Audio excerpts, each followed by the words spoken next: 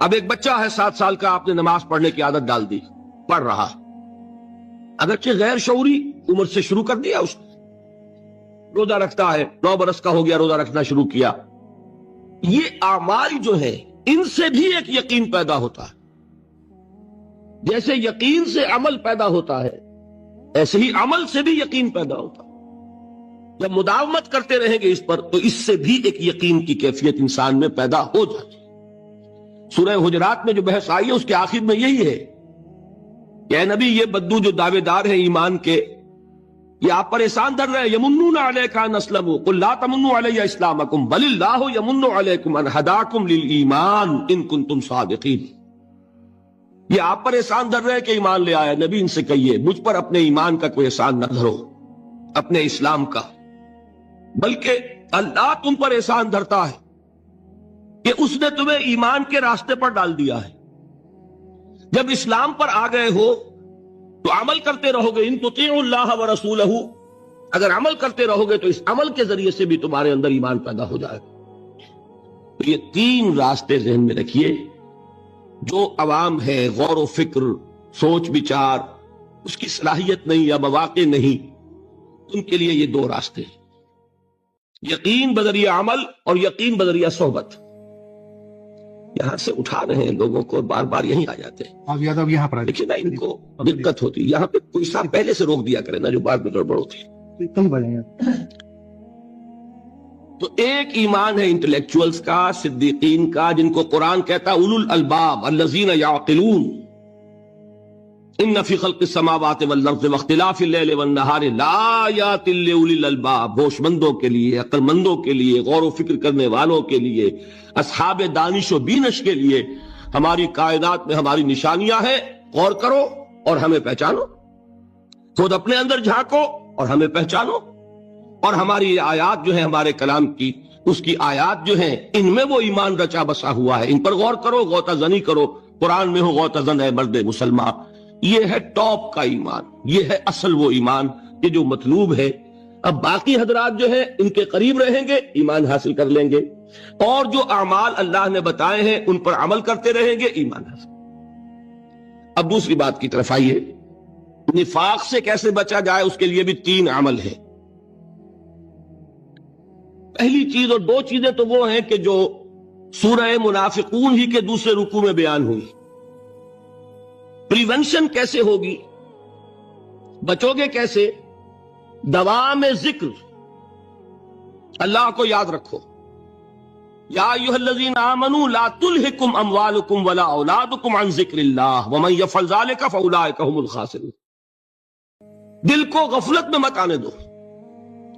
دل غافل ہوگا، شیطان کا ڈیرا بن جائے گا. وہ دوام ذکر میں، البتہ یہ ذہن میں رکھیے کہ دوام ذکر کا ذریعہ کیا ہے، اس میں مغالتے ہیں لوگوں کو. جو سب سے بڑا ذکر ہے اس کو بھولے ہوئے ہیں، اور جو تیسرے چوتھے نمبر کا ذکر ہے اس کو سمجھ بیٹھے ہیں کہ بس یہی ذکر ہے. سب سے بڑا ذکر، مجسم ذکر قرآن ہے. الذکر انا نحن نزلنا الذکر وانا لہ لحافظون.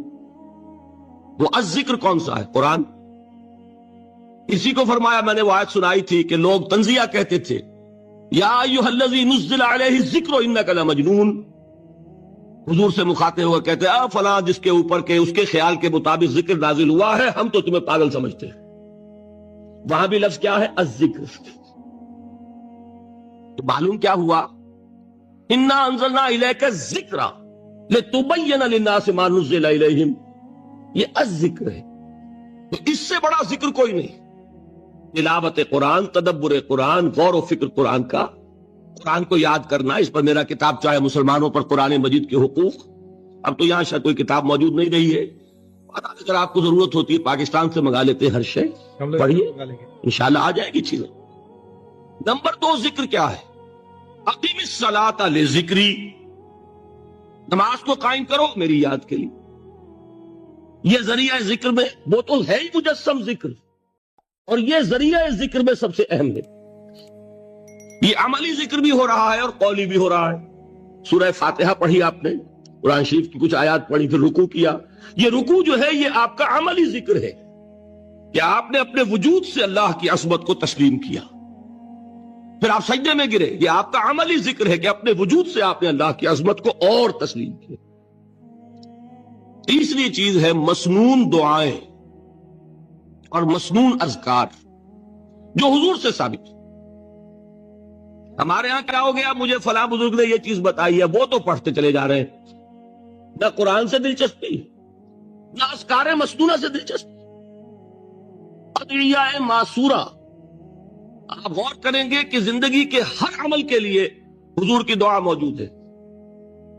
صبح اٹھے دعا ہے، آنکھ کھلتے ہی بیت الخلاء میں داخل ہونے لگے دعا ہے، نکلے دعا ہے، وضو کرنے بیٹھے دعا ہے، فارغ ہوئے دعا ہے، مسجد کے لیے گھر سے نکلے دعا ہے، مسجد میں داخل ہوئے دعا ہے. مسجد میں تو ہے ہی ذکر، نماز ہے، تلاوت ہے، باہر نکلے دعا ہے، گھر میں داخل ہونے لگے پھر دعا ہے، سواری پر سوار ہو رہے ہیں دعا ہے، اتر رہے ہیں دعا ہے، شیشہ دیکھ رہے ہیں دعا ہے، کپڑے پہن رہے ہیں دعا. زندگی کا کوئی عمل نہیں یہاں تک کہ جو تعلق زن و شو ہے، جس کو کہ خالص حیوانی بات سمجھا جائے گا، اس کے لیے بھی دعا ہے. غفلت میں وہ کام بھی نہیں کرتا. سمجھ رہے ہیں آپ؟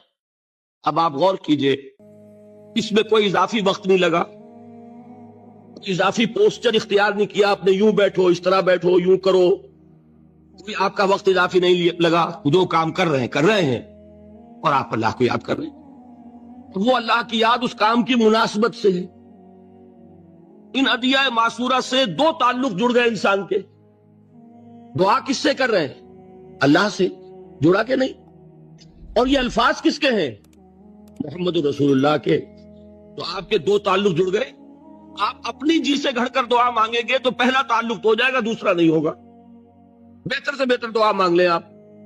لیکن حضور سے جو معصور اور مسنون الفاظ جب آپ زبان سے نکالتے ہیں تو آپ کا تعلق اللہ سے بھی ہوا بذریعہ دعا، اور وہ الفاظ چونکہ حضور کے ہیں صلی اللہ علیہ وسلم تو حضور کے ساتھ ہوا. یہ تیسرا درجہ ہے.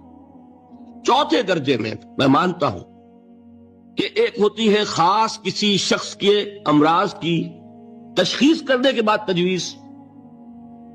کوئی اگر طبیب ہے، ماہر طبیب روحانی، وہ آپ کو دیکھے گا تو اندازہ لگائے گا کہ آپ میں کیا کمی ہے، اس کے مطابق آپ کو ذکر بتائے گا.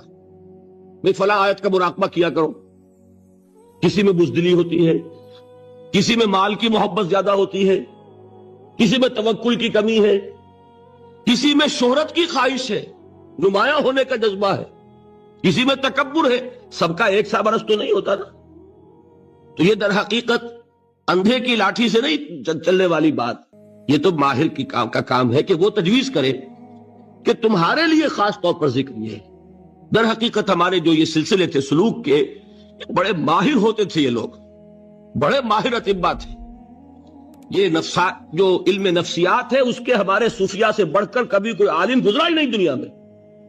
فرائیڈ کیا ہے اور ایڈلر کیا ہے اور یونگ کیا ہے، بچے ہیں. ہمارے صوفیاء کرام نے جس طرح انسان کی نفسیات کو سمجھا اور وہ ان کی مناسبت سے تجویز کرتے تھے. لیکن اس کو رکھا جائے گا چوتھے نمبر پر. جیسے مولانا احمد علی صاحب فرمایا کرتے تھے، بھائی اس آیت کا مراقبہ کیا کرو.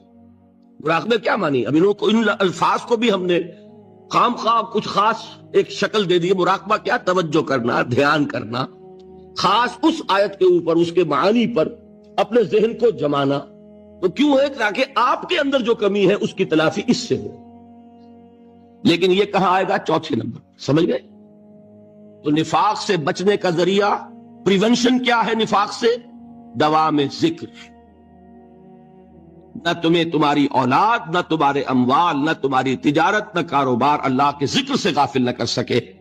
پنجابی میں کہتے ہیں کہ ہتھ کارول اور دل یار ول. کام کر رہے ہیں آپ، لیکن یہ کہ دل اللہ کے ساتھ لگا ہوا ہے، زبان تر ہے اللہ کی یاد سے. جو قرآن یاد ہے، گاڑی میں آپ بیٹھے جا رہے ہیں، 2 گھنٹے آپ کو کار میں لگانے ہیں، قرآن شریف پڑھتے جائیے. اس سے بڑا ذکر ہی کوئی نہیں. یہ ہے پریونشن. اب اگر مرض ہو جائے تو کیا؟ اس کے لیے 2 چیزیں ضروری ہیں. ایک دیکھیے، عجیب ہے یہ، نفاق کا علاج انفاق سے. صرف ایک الف لگانا. انفاق کے معنی اور ہے. یہ بنا ہے کس سے؟ نفقت الدراہم، پیسے ختم ہو گئے، مک گئے، یا نفق الفرس، گھوڑا مر گیا۔ تو مال کو کھپانا، لگانا اللہ کی راہ میں، اگر دل میں نفاق کی کوئی آلائش آئی ہے تو اس کا ازالہ ہوگا انفاق فی سبیل اللہ سے۔ مال اللہ کی راہ میں دیجئے، صدقہ کیجئے، خیرات کیجئے، دیجئے، اللہ کے دین میں لگائیے، جتنا لگائیں گے نفاق دھل جائے۔ اس لیے کہ اصل سبب نفاق کا ہے ہی حب دنیا، دنیا کی محبت، لہذا اس کا ازالہ ہوگا جو سب سے محبوب شے ہے مال۔ انہ لحب الخیر لشدید، مال محبوب ترین ہے کہ نہیں؟ لہذا اس کو اللہ کی راہ میں لگائیں گے تو وہ نفاق دھل جائے گا۔ اور ایک اور چیز ہے جو بہت اہم ہے، بہت ہی شعوری طور پر اس کا اہتمام کیجئے۔ جس وقت دین کے کسی فرض کی انسان کو سمجھ آ جائے، اس کا شعور پیدا ہو جائے، پھر ڈیلے نہ ہو، ذرا سا ڈیلے جو ہے اس پر عمل کرنے میں، یہ در حقیقت نفاق کو جڑ پکڑنے کا موقع دینا ہے۔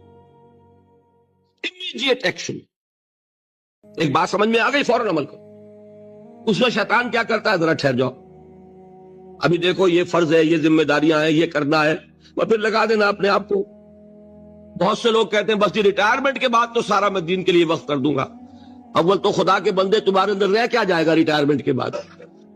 سارا تو کھپ چکو گے، رہ کیا جائے گا؟ دوسرے یہ کہ یہ بھی جان لیجئے کہ کار دنیا کسے تمام نہ کر، ریٹائرمنٹ کے بعد کون فارغ ہو جاتا ہے؟ بیٹوں بیٹیوں سے فارغ ہوئے تو پوتے پوتیاں موجود ہیں، نواسے نواسیاں موجود ہیں، کبھی بھی وہ بوجھ ختم نہیں ہوتا زندگی کا۔ وہ تو یہ کہ آج بات سمجھ میں آئی ہے تو آج عمل ہونا چاہیے۔ قرآن مجید میں سورہ انعام میں بڑی شدید وعید آئی ہے، الفاظ ہیں یہ، وَنُقَلِّبُ أَفْئِدَتَهُمْ وَأَبْصَارَهُمْ كَمَا لَمْ يُؤْمِنُوا بِهِ أَوَّلَ مَرَّةٍ۔ انسان پر ایک حقیقت انکشاف ہوا کہ بات حق ہے، فوراً تسلیم کرے، کسی مصلحت کی وجہ سے، کسی بزدلی کی وجہ سے، کسی لالچ کی وجہ سے، کسی اپنی سیادت یا قیادت کی وجہ سے کیسے مان لوں؟ لوگ کہیں گے کہ یہ نیچے ہو گیا، وہ اونچا ہو گیا جس کی بات مانی، کسی وجہ سے رک گئے، تو اللہ تعالیٰ اندر سے وہ جو استعداد ہے حق کو پہچاننے کی وہ سلب کر لیتا۔ وَنُقَلِّبُ أَفْئِدَتَهُمْ وَأَبْصَارَهُمْ، ہم الٹ دیں گے ان کے دلوں کو بھی اور ان کی آنکھوں کو بھی۔ کیوں؟ كَمَا لَمْ يُؤْمِنُوا بِهِ أَوَّلَ مَرَّةٍ، اس لیے کہ وہ پہلی مرتبہ جب انکشاف حق ہوا ہے وہ ایمان نہیں لائے۔ اس کا میں ایک واقعہ آپ کو سنانا چاہتا ہوں کہ کس طرح صحابہ کرام پر بھی وقتی طور پر یہ واقعہ اگر صحابہ کرام کا نہ ہوتا تو یہ حقائق سمجھ میں نہ آتے۔ غزوہ تبوک کے موقع پر یہ میں جملہ انکمپلیٹ رہ گیا، ضعف ایمان کا حملہ ہو جاتا تھا۔ کہیے کہ اے جاہلو، اے نادانو، اے حرص و ہوا کے بندو۔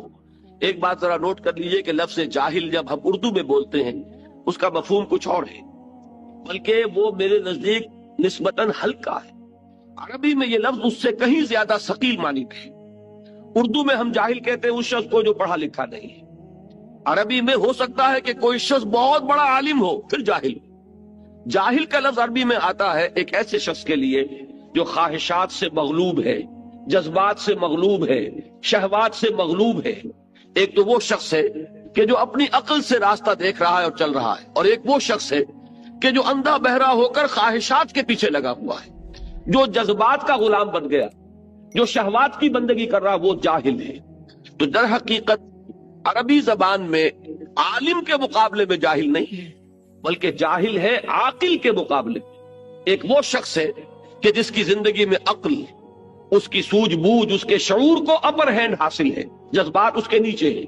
اور ایک شخص وہ ہے کہ جس کے جذبات بالا تر ہے اور عقل اس کے نیچے دب گئی ہے۔ وہ شخص جو ہے وہ عاقل کے مقابلے میں جاہل ہے۔ تو یہاں کہا جا رہا ہے اے جاہلو، اے حرص و ہوا کے بندو، اے خواہشات کے غلاموں، کیا تم مجھے بھی یہ حکم دے رہے ہو کہ میں اللہ کے سوا کسی اور کی بندگی کروں؟ وَلَقَدْ أُوحِيَ إِلَيْكَ وَإِلَى الَّذِينَ مِن قَبْلِكَ، اور اے نبی دیکھ لیجئے آپ کی طرف بھی وحی کی جا چکی ہے، لئن اشرکت لیحبطن عملک ولتکونن من الخاسرین.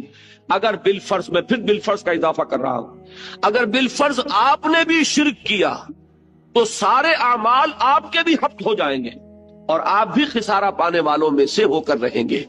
بل اللہ فاعبد وکن من الشاکرین. بس صرف ایک اللہ ہی کی بندگی کیجئے اور شکر کرنے والوں بندوں میں سے ہو جائیں گے. یہ اس سورہ زمر کی چند آیات میں نے آپ کو سنائی ہیں. یہ میرے نزدیک اس موضوع پر انفرادی سطح پر جو توحید عملی کا تقاضا ہے، یعنی عبادت رب اس حال میں کہ اطاعت کو اس کے لیے خالص کر دیا گیا، اس موضوع پر یہ قرآن مجید کا ذروہ سلام ہے. اس سے ذرا آگے آئیے سورہ مومن میں اسی عبادت کا ایک ایسوٹیرک ایلیمنٹ ہے، ایک تو ایکسوٹیرک ایلیمنٹ ہے جو نظر آتا ہے. آپ نے اللہ کے حکم کے مطابق کوئی عمل کیا، دیکھنے والوں کو نظر آ جائے گا. آپ نے کوئی اور کسی چیز سے احتراز کیا، بچے اس لیے کہ وہ حرام ہے، لوگوں کو معلوم ہو جائے گا. آپ کسی محفل میں ہیں جس میں شراب نوشی ہو رہی ہے، ہمارے بہت سے لوگوں کو اس کا تجربہ ہوتا ہے. باہر جاتے ہیں، کوئی ایسی پارٹی ہے کہ وہاں شراب سرو ہو رہی ہے اور آپ نہیں پی رہے، تو لوگ اب آپ سے پوچھتے ہیں کہ آپ کیوں نہیں پی رہے، کیا وجہ ہے، اور آپ کہتے ہیں کہ یہ ہمارے دین میں حرام ہے. یہ گویا کہ ایک ظاہری عمل ہو گیا، آپ کی بندگی کا ظہور ہوا، اس کا اظہار ہوا.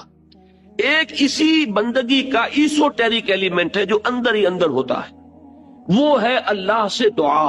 اور اصل میں دعا جان لیجئے، ایک دعا تو وہ ہے جو ہم کرتے ہیں ہاتھ اٹھا کر اور مانگتے ہیں، پھر وہ دعا جو باجماعت ہوتی ہے، یہ تو ظاہری ایک دعا عمل ہے جو نظر آ گیا. اصل دعا وہ ہے تضرعا وخیفہ، وہ جو انسان دون الجہر من القول، زبان ہلائے بغیر دل ہی دل میں جو اللہ کو وہ پکار رہا ہوتا ہے، اللہ سے استدعا کرتا ہے، اللہ سے ہم کلام ہوتا ہے، اللہ کے سامنے اپنی خطاؤں کا اقرار کرتا ہے. یہ جو اندر ہی اندر کی سرگوشی ہے، اس کو حضور صلی اللہ علیہ وسلم نے عبادت کا لب لباب اور عبادت کا جوہر قرار دیا. فرمایا الدعاء هو العبادہ، الدعاء مخ العبادہ. دعا ہی تو عبادت کا جوہر ہے.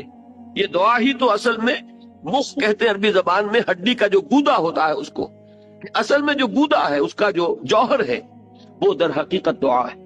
تو اب اسی توحید عملی کا ایک دوسرا تقاضا یہ ہوگا کہ کبھی بھی انسان اللہ کے سوا کسی اور کو نہ پکارے. اور نمبر 2 یہ کہ اس کا یہ پکارنا جو ہے، دعا کرنا جو ہے اپنے پروردگار سے، یہ بھی مخلصین لہ الدین، اس کے لیے اپنی اطاعت کو خالص کرتے ہوئے. اس لیے کہ اگر آپ اطاعت میں شرک کر رہے ہیں تو اللہ سے دعا کرنے کا منہ ہی نہیں. کس منہ سے اللہ کو پکار رہے ہیں جبکہ آپ نے اللہ تعالیٰ کے ساتھ وہ توحید فی العبادت کا تقاضا پورا نہیں کیا. آپ اللہ کے ساتھ اور ہستیوں کی بھی پوجا کر رہے ہیں، آپ نے اللہ کے ساتھ کچھ اور ہستیوں کو بھی مطاع بنایا ہوا ہے، اور تو کیا آپ نے نفس کو مطاع بنایا ہوا ہے، آپ نے دولت کو محبوب بنایا ہوا ہے اللہ سے بڑھ کر. تو کیا منہ ہے آپ کا کہ آپ اللہ سے ہم کلام ہو. لہذا در حقیقت یہ اندر کی جو اصل دعا ہے یہ وہی شخص کر سکے گا، اور اسی کا دل لگے گا اس میں کہ جو اپنی جگہ پر یہ احساس رکھتا ہو کہ میں نے اللہ کی بندگی کی ہے خالصتاً، اسی کی بندگی تمام بندگیوں سے آزاد ہو کر. تبھی اللہ سے دعا انسان صحیح معنی میں کرتا ہے. تو اس سورہ مبارکہ میں ایک سے زائد مرتبہ یہ مضمون آیا ہے فَادْعُوا اللَّهَ مُخْلِصِينَ لَهُ الدِّينَ. پس دعا کیا کرو اللہ سے، پکارا کرو اللہ کو، لیکن شرط اس کے ساتھ ہے مخلصین لہ الدین، اس کے لیے اپنی اطاعت کو خالص کرتے ہوئے. اگر یہ نہیں ہو سکتا، ایک شخص کی زندگی جو ہے وہ غفلت میں گزری ہے، جہالت میں گزری ہے، نادانی میں گزری ہے، اب وہ اللہ کو پکارنا چاہتا ہے تو پہلے عہد کرے کہ اللہ جو بھی خطائیں تھی وہ آپ فرما دے، جو بھی مجھ سے غلطیاں ہوئی، تیرے احکام جو میں نے توڑے، اب کرتا ہوں کہ آئندہ کوئی تیرا حکم نہیں توڑوں گا. تو اب اللہ کو پکاریے، اللہ سے دعا کیجئے. اسی چیز کا نام ہے استغفار اور توبہ. یہ جو حضور صلی اللہ علیہ وسلم نے فرمایا کہ میں بھی 70 مرتبہ اللہ سے استغفار کرتا ہوں، استغفر اللہ ربی من کل ذنب واتوب الیہ، میں استغفار کر رہا ہوں اللہ سے اپنی تمام خطاؤں پر، اور اب میں اس کی طرف متوجہ ہوتا ہوں، توبہ کر رہا ہوں، توبۃ نصوح، خالص توبہ. تو استغفار اور توبہ جو ہے یہ در حقیقت دعا کے لیے گویا کہ بمنزلہ تمہید ہے. استغفار کیجئے، توبہ کیجئے، اب اللہ کو پکاریے، اللہ سے دعا کیجئے. تو فرمایا فَادْعُوا اللَّهَ مُخْلِصِينَ لَهُ الدِّينَ. اور اسی سورہ مومن میں وہ آیت بھی آئی ہے جو آپ نے اکثر جمعوں کے خطبوں میں اور وعظوں میں سنی ہوگی. قال ربکم ادعونی استجب لکم ان الذین یستکبرون عن عبادتی سیدخلون جہنم داخرین.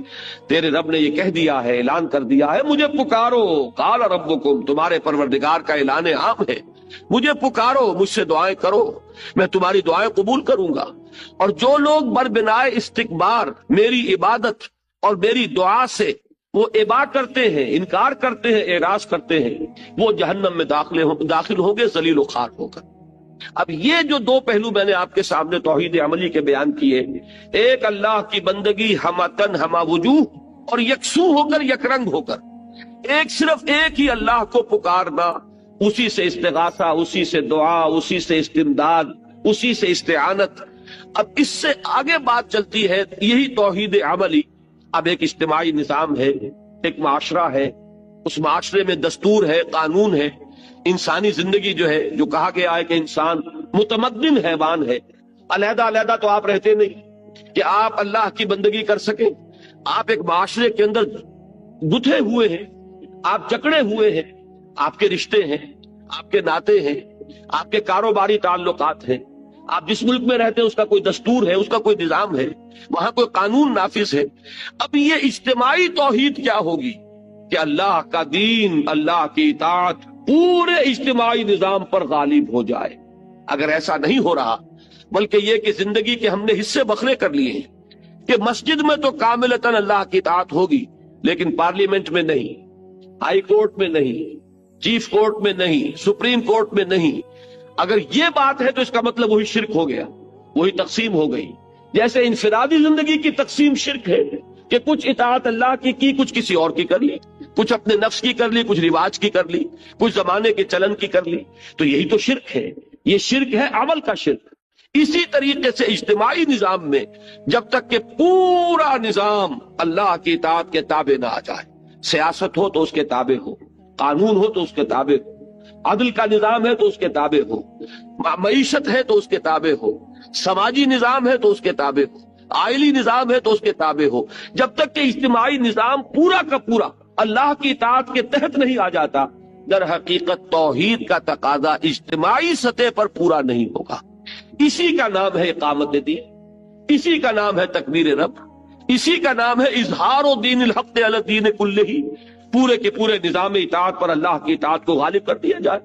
اسی کا نام ہے لیکون الدین کلہ للہ، کہ پورا کا پورا نظام اطاعت اللہ ہی کے تابع ہو جائے. اسی کا نام ہے اعلاء کلمت اللہ، جو حضور نے فرمایا کہ اصل مجاہد وہ ہے جو جنگ کرتا ہے نہ مال غنیمت کے لیے، نہ اپنی بہادری کے اظہار کے لیے، نہ وہ کسی قومی یا قبائلی عصبیت کی بنیاد پر، بلکہ صرف اس لیے لتکون کلمت اللہ العلیٰ، تاکہ اللہ کا کلمہ سب سے اونچا ہو جائے، اللہ کی بات سب سے بالا ہو جائے. یہ جو عمل ہے، اس کے لیے پہلا قدم کیا ہوگا؟ دیکھیے اس کو اچھی طرح سمجھ لیجئے، میں چاہتا ہوں دو اور دو چار کی طرح بات سمجھ میں آئے. سب سے پہلا کام کیا ہے کہ میں اور آپ خود اللہ کے بندے بنے. اگر یہ ہم نہیں کر رہے اور ہماری اپنی اطاعت میں ابھی شرک کا رنگ ہے، ہماری اپنی محبتوں میں ابھی شرک کی آمیزش ہے، تو اس سے اگلا قدم اٹھنے کا سوال ہی نہیں. ہماری بندگی، ہماری اطاعت، ہماری عبادت اللہ کے لیے ہو، اطاعت کو اس کے لیے خالص کرتے ہیں. اگلا قدم کیا ہوگا؟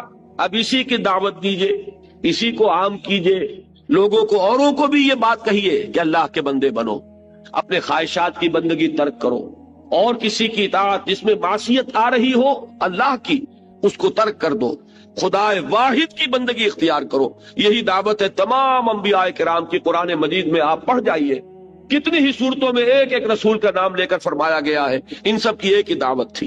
نوح ہو، ہود ہو، صالح ہو، شعیب ہو، ابراہیم ہو، لوط ہو، موسیٰ ہو، عیسیٰ ہو، محمد الرسول اللہ ہو صلی اللہ علیہ وسلم علیہ الصلوۃ والسلام. دعوت کیا ہے؟ ان اعبدوا اللہ ما لکم من الہ غیرہ، اللہ کی بندگی کرو، اللہ کی اطاعت اختیار کرو، اس کے سوا تمہارا کوئی معبود نہیں. یا یہ کہ الفاظ تھوڑے سے بدل جاتے ہیں، ان اعبدوا اللہ واطیعون، اللہ کی عبادت اختیار کرو اور میری اطاعت کرو. اس لیے کہ اللہ کی اطاعت کس کے ذریعے ہوگی؟ اللہ کا قانون کس کے ذریعے معلوم ہوگا؟ اللہ کی مرضی اور نامرضی جو ہے اس کا علم کس کے ذریعے حاصل ہوگا؟ اللہ کا نمائندہ کون ہے؟ وہ اللہ کا رسول ہے. جو بھی رسول وقت کا ہے اس کی اطاعت لازم ہے، اس لیے کہ اس کی اطاعت در حقیقت اللہ کی اطاعت ہے. ما ارسلنا من رسول الا لیطاع باذن اللہ، ہم نے نہیں بھیجا کسی رسول کو مگر اس لیے کہ اس کی اطاعت کی جائے اللہ کے حکم سے. اس کی اطاعت کس کی ہے؟ ومن یطع الرسول فقد اطاع اللہ، جس نے رسول کی اطاعت کی اس نے اللہ کی اطاعت کی. تو تمام رسولوں کی دعوت آئی ہے اسی عنوان سے، ان اعبدوا اللہ ما لکم من الہ غیرہ، یا ان اعبدوا اللہ واطیعون، اللہ کی بندگی کرو اور میری اطاعت کرو. قرآن مجید کیوں نازل ہوا؟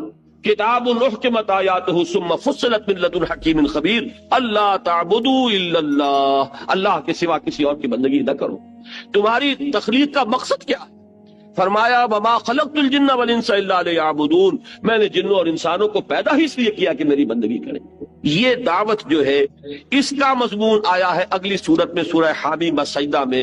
بڑے پیارے الفاظ ہیں، ومن احسن قولا ممن دعا الی اللہ وعمل صالحا وقال اننی من المسلمین. اس شخص سے بہتر بات کس کی ہوگی جس نے اللہ کی طرف بلایا، اللہ کی بندگی کی دعوت دی، لوگوں کو پکارا اس بات کی طرف کہ حرص و ہوا کی بندگی کو چھوڑو، خواہشات کی غلامی سے آزادی حاصل کرو، غیر اللہ کی اطاعت کا قلادہ گردن سے اتار کر پھینکو، ہر اطاعت کے خلاف بغاوت کرو، صرف ایک اللہ کی اطاعت، ہاں جو اطاعت اس کے تابع ہو اس اطاعت کو قبول کرو. یہ دعوت جو ہے ایک اعتبار سے بڑی باغیانہ دعوت ہے، اس لیے کہ دنیا میں جس کسی نے اپنی خدائی کا تخت جمایا ہوا ہے، وہ فرعون ہو، وہ نمرود ہو، جو کوئی بھی حاکمیت کا مدعی بن کر بیٹھا ہوا ہے، جو کوئی بھی اس بات کا مدعی ہے کہ ملک ہمارا ہے، ہماری مرضی چلے گی. آج کا تصور جمہوریت یہی تو ہے، عوامی حاکمیت. عوام کے پاس سوورنٹی ہے، عوام مالک ہیں، لہذا عوام کے نمائندے جو چاہے قانون بنا دیں. وہ دو مردوں کو شادی کا حق دے دیں تو وہ دو مرد جو ہے میاں اور بیوی کی حیثیت سے رہ سکیں گے. وہ اگر ہم جنسی کو جائز قرار دے دیں، ہم جنسی جائز ہو جائے گی. وہ شراب کو چاہے تو بند کر دے، چاہے تو اس کو کھول دے، جیسے کہ امریکہ میں ہوا کہ پروہیبیشن ایکٹ بھی انہوں نے پاس کیا اور پھر اس کے لیے راستہ کھول دینے والا قانون وہ بھی انہی کا پاس کرتا ہے. یعنی یہ کہ قانون سازی کا اختیار مطلق عوام کے ہاتھ میں ہے، جو عوام کے نمائندوں کے ذریعے سے بروئے کار آئے گا. اگر یہ ہے تو یہ بھی بغاوت، اللہ سے بغاوت، اللہ کی حاکمیت کے خلاف اعلان جنگ. اب اس کے خلاف بغاوت یہ ہے دعوت بندگی رب. اللہ کے بندے بنو، ہر اطاعت سے، ہر غلامی سے، ہر چاہے وہ اپنے نفس کی ہو، اپنے خواہشات کی ہو، یا کسی مدعی حاکمیت کی ہو، جس کی بھی اطاعت اللہ کی اطاعت سے آزاد ہے، اس سے اپنے آپ کو آزاد کرو. اقبال نے اسی کو کہا تھا بڑے خوبصورت انداز میں، یہ ایک سجدہ جسے تو گراں سمجھتا ہے، ہزار سجدوں سے دیتا ہے آدمی کو نجات. صرف ایک اللہ کا بندہ بننا کتنی بندگیوں سے نجات دلانے والی شے ہے، لیکن اس کے لیے بڑی ہمت اور بڑی جرأت کی ضرورت ہے، بڑی استقامت کی ضرورت ہے. اسی لیے اسی سورہ حامیم سجدہ میں فرمایا ہے، ان الذین قالوا ربنا اللہ ثم استقاموا تتنزل علیہم الملائکۃ الا تخافوا ولا تحزنوا وابشروا بالجنۃ التي كنتم توعدون. جو لوگ یہ کہیں کہ ہمارا رب اللہ ہے، پھر اس پر جم جائیں، اس پر استقامت دکھائیں، اس پر وہ ہم ٹھوک کر کھڑے ہو جائیں، اس کے خلاف کسی بات کو تسلیم کرنے کے لیے تیار نہ ہو، نہ اپنے نفس کی، نہ کسی اور کی، نہ داخل سے نہ خارج سے.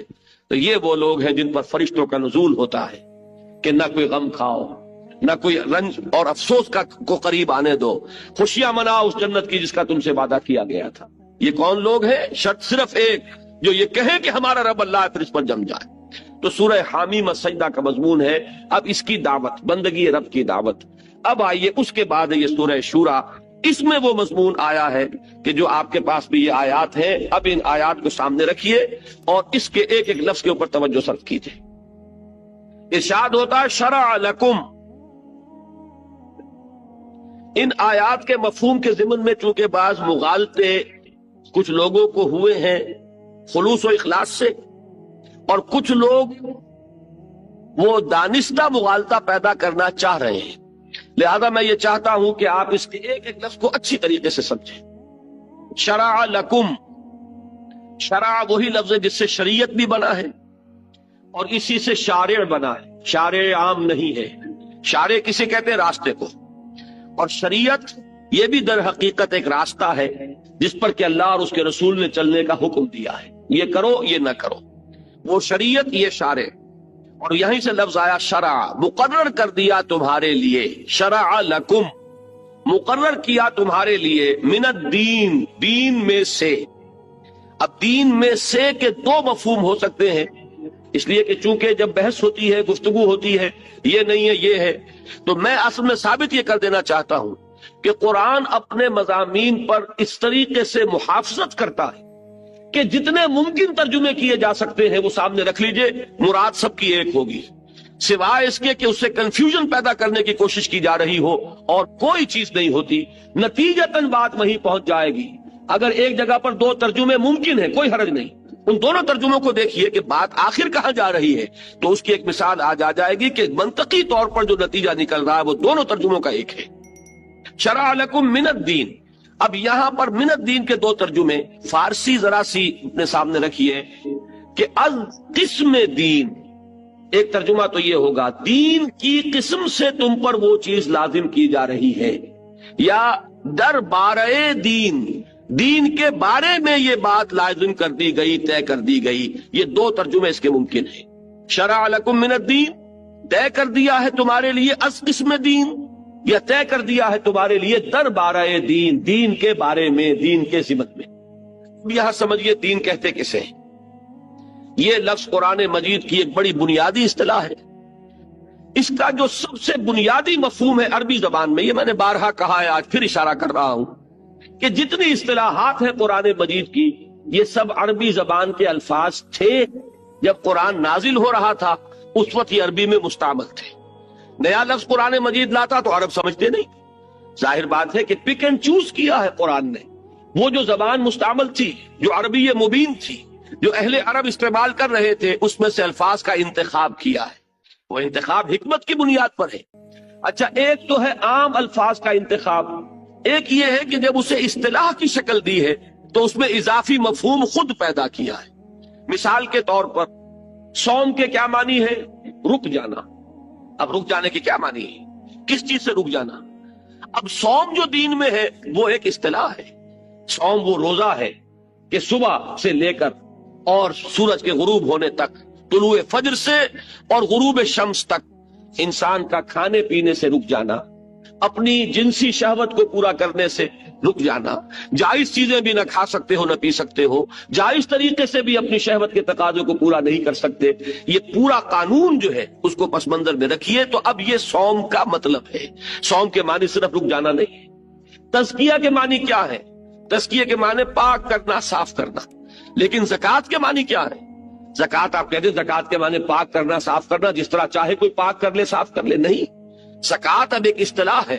زکوٰۃ کا مفہوم ہے کہ اپنے مال کو پاک کرنے کے لیے جو طریقہ اللہ نے اور اس کے رسول نے معین کر دیا، اب اس کا نام زکوٰۃ ہوگا۔ یہ نہیں کہ کوئی شخص کھڑا ہو جائے، لغات القرآن نام کی کتاب لکھ دے، اور وہ باتیں تو صحیح ہوں گی کہ عربی زبان میں یہ لفظ اس معنی میں مستعمل تھا، لیکن اس لغوی مفہوم کو لے کر اصطلاحی مفہوم جو ہے اس سے بالا تر کر دینا، یہ ایک بہت بڑا گمراہی کا راستہ ہے جس کو کہ اس دور میں کچھ لوگوں نے دانستہ اختیار کیا ہے۔ اسی طرح صلاۃ کے معنی کیا ہے؟ صلاۃ کے معنی کسی کی طرف متوجہ ہونا۔ اب اقدام الی الشیء، یہ صلاۃ ہے۔ اب کوئی شخص کہے کہ صاحب صلاۃ کے معنی متوجہ ہونا، بس اللہ سے لو لگا لے، بیٹھے بیٹھے کر لیں، کھڑے کھڑے کر لیں، لیٹے لیٹے کر لیں، یہ صلاۃ جو ہے 5 نمازیں اور یہ 12 رکعتیں اور یہ 8 اور یہ 7 اور یہ فلاں اور اس کے لیے یہ شرط اور اس کے لیے رکوع اور سجود، یہ کوئی ضروری نہیں ہے، اس لیے کہ صلاۃ کے معنی تو صرف یہ ہے۔ تو یہ پھر میں عرض کروں گا کہ بہت بڑا دھوکہ ہوگا۔ صلاۃ کے معنی یقیناً توجہ کے ہیں، لیکن صلاۃ کی روح جو ہے اللہ کی طرف متوجہ ہونا ہے۔ یہی وجہ ہے کہ صلاۃ ہم شروع کرتے ہیں تو کیا پڑھتے ہیں؟ انی وجہت وجہی للذی فطر السماوات والارض حنیفا وما انا من المشرکین، میں نے اپنا رخ کر لیا اس ذات کی طرف جس نے آسمان اور زمین کو پیدا فرمایا یکسو ہو کر، اور میں اس کے ساتھ شرک کرنے والوں میں نہیں۔ یہ اصل میں توجہ جو ہے اللہ کی طرف، توجہ کا ارتکاز، یہ نماز کی روح ہے۔ لیکن یہ صلاۃ کا نظام وہ ہوگا جو محمد رسول اللہ صلی اللہ علیہ وسلم نے معین کر دیا ہے۔ اسی طریقے سے دین، یہ جو لفظ ہے عربی زبان کا لفظ ہے، معنی کیا ہے؟ اس کے 2 مفہوم ہمیشہ سے چلے آ رہے تھے، ایک جزا و سزا، بدلہ، اور ایک اطاعت۔ جزا و سزا، بدلہ، اس معنی میں یہ قرآن مجید میں کثرت سے استعمال ہوا ہے۔ سب سے زیادہ اہمیت کے ساتھ سورہ فاتحہ میں مالک یوم الدین، کیا ترجمہ وہاں آپ کرتے ہیں؟ جزا و سزا کے دن کا مالک، جس دن کے طے ہو جائے گا کون ہے کہ جو اللہ کے ہاں کامیاب قرار پا رہا ہے اسے جزا ملے گی، کون ہے جو ناکام قرار پا رہا ہے جو مستوجب سزا ہے۔ تو جزا و سزا کا کے دن کا مالک یعنی مختار مطلق وہ ہے، اسی کے ہاتھ میں اختیار ہے، کوئی اور اس سے بالا تر اختیار رکھنے والا نہیں ہوگا۔ لمن الملک اليوم للہ الواحد القہار، اسی سے لفظ بنا ہے، حروف اصلی وہی ہے۔ دین کسے کہتے ہیں؟ دین قرض کو کہتے ہیں، اس لیے کہ قرض واپس آتا ہے، جیسے جزا یا سزا واپس آتی ہے۔ آپ نے کوئی عمل کیا، اس کا نتیجہ ہے، اس کا ریباؤنڈ ہے، اس کا در حقیقت یہ نتیجہ ہے جو آپ کو مل رہا ہے۔ اسی طریقے سے آپ نے کسی کو 100 روپیہ ہدیتاً دیا، وہ واپس نہیں آئے گا، کسی کو ہبہ کیا واپس نہیں آئے گا، دین ہے قرض ہے تو واپس آئے گا۔ تو دین میں اور دین میں صرف زیر اور زبر کا فرق ہے۔ اسی طریقے سے آتا ہے اطاعت کے معنی میں اور جزا و سزا کے معنی میں، کما تدین و تدان، جیسا کرو گے ویسا بھرو گے، تمہیں بدلہ مل کر رہے گا۔ جیسے آپ اردو میں کہتے ہیں جیسا کرو گے ویسا بھرو گے، کما تدین و تدان۔ یہ ہے اس کا ایک مفہوم کہ جس میں جزا اور سزا اور بدلہ یہ ایک اہم جز کی حیثیت سے شامل ہے۔ دوسرا کیا ہے؟ اطاعت۔ حضور نے فرمایا، بڑی پیاری حدیث ہے، کاش کہ یہ آپ لوگ یاد کر کے اٹھیں، الکیس من دان نفسہ وعمل لما بعد الموت۔ اصل میں ہوشیار آدمی، سمجھدار آدمی وہ ہے جو اپنے نفس کو اپنا مطیع بنا لے، اس کے اوپر غالب آ جائے۔ تو یہاں پر اطاعت کا مفہوم جو ہے اور قانون کا مفہوم کہ اسی کے مطابق اس سے عمل کروائے، یہ ہے در حقیقت اطاعت دین کا دوسرا مفہوم۔ ان دونوں کو جمع کیجئے، اس سے ایک تصور قرآن مجید ابھار کر لاتا ہے۔ ظاہر بات ہے کہ دنیا میں جو بھی نظام ہوگا اس میں کوئی مطاع مطلق ہوگا جس کی اطاعت لازم ہوگی، اس کا۔ السلام علیکم۔ آپ کے دنیا سے جانے کے بعد بھی آپ کا یہ ایک کلک صدقہ جاریہ بن سکتا ہے۔ صدقہ جاریہ کی نیت سے بیان کو شیئر کریں، چینل کو سبسکرائب کریں۔ شکریہ۔